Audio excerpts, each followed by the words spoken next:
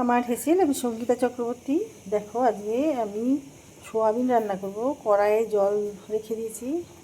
কড়াইটা কালো, এই জন্যেই এটা ভেপার দিয়েছিলাম, এই অন্য কিছু যাই হোক, ওই জন্যে জল ফোটালেই যেন কালো হয়ে যায়। এটা আমি একটুখানি বয়েল করে নিয়ে তুলে নেব।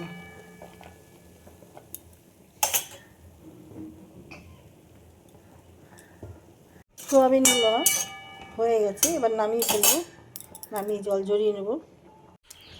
কড়াইয়ে আমি তেল রেখে দিয়েছি, আর সোয়াবিনগুলো এই দেখো ভালো জলে ধুয়ে এগুলো একটু কড়াইয়ের মধ্যে নেড়ে নেব।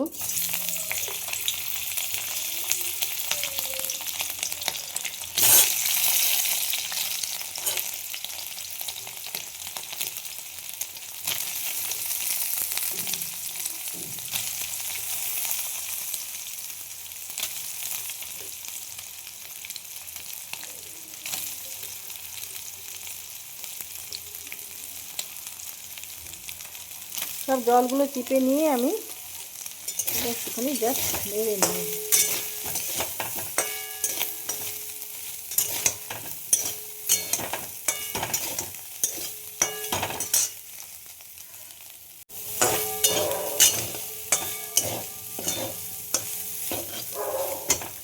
ব্যাস হয়ে গেছে, এবার নামিয়ে নেব। সোয়াবিনগুলো ভাজা হয়ে গেছে, এবার আমি নামিয়ে ফেলবো। আমি তেল দিয়ে দিচ্ছি কড়াই, জিরে দিয়ে দিলাম ফোড়নে। এবার আমি এই আলুগুলো ভেজে নেব।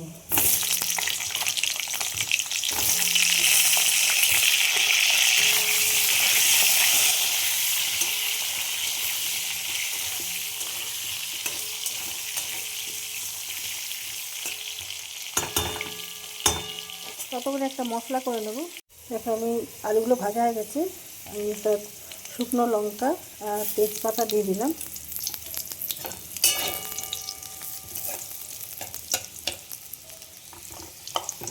ভেঙে দিলাম ফ্লেভারটা আসার জন্য।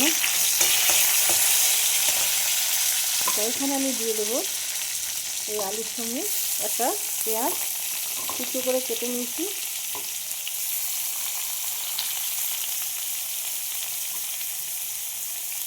একসাথে ভেজে নিই।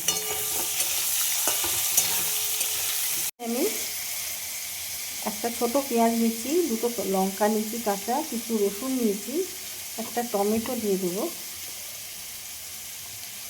আমি এটা, আর কিছু গোলমরিচ দিয়ে দেবো।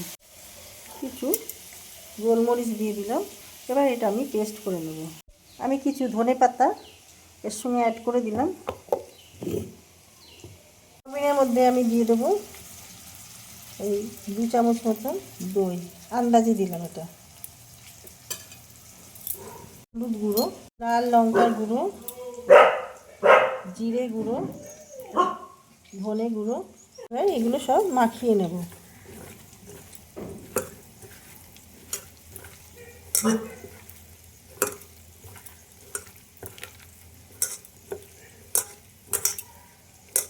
মাখিয়ে আমি কিছুক্ষণ রেখে দিই। এদিকে যে মশলাটা করলাম আমি, সেই মশলাটা এই আলুর সাথে আমি কষিয়ে নেব। মশলাটা আলুর সাথে একসাথে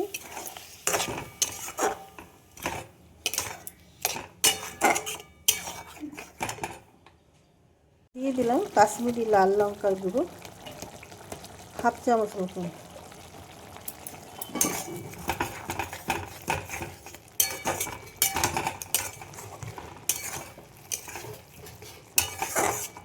পরিমাণ বুঝে নুন দিয়ে দিলাম,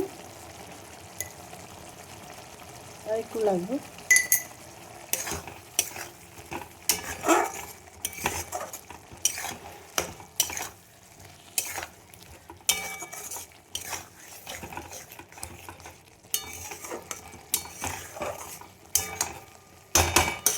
আর আমি দিয়ে দেবো সোয়াবিন, যেগুলো মাখিয়ে রেখেছিলাম, 10 মিনিট মতন রেখেছিলাম আমি।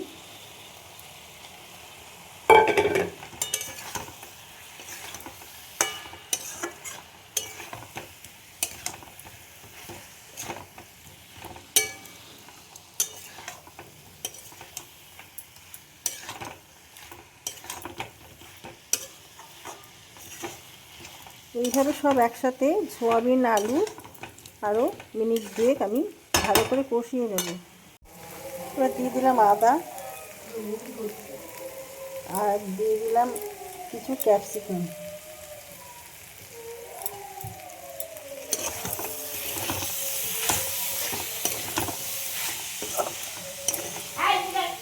মশলাগুলো কষানো হয়ে গেছে। এবার যে মশলা ধোয়া জলটা আমি এটা দিয়ে দিলাম।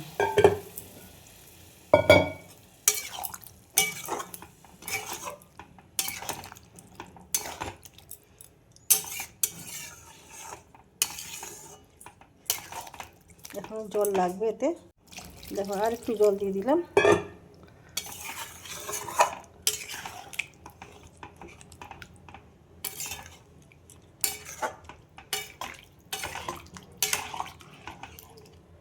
এবার আমি ঢাকা দিয়ে দেবো। দেখো আমি ঢাকাটা খুলে দিলাম।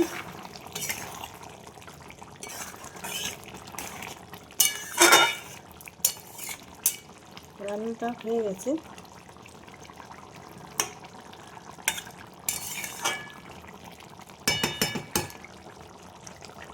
দিয়ে দেব গরম মশলা।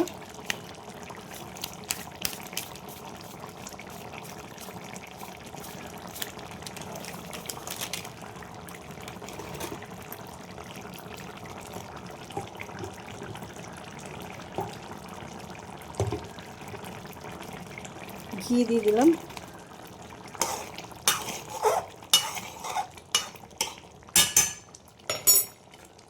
দারুণ সুন্দর একটা গন্ধ বেরিয়েছে। তোমরাও এইভাবে বাড়িতে ট্রাই করতে পারো। দেখো আলু সেদ্ধ হয়ে গেছে।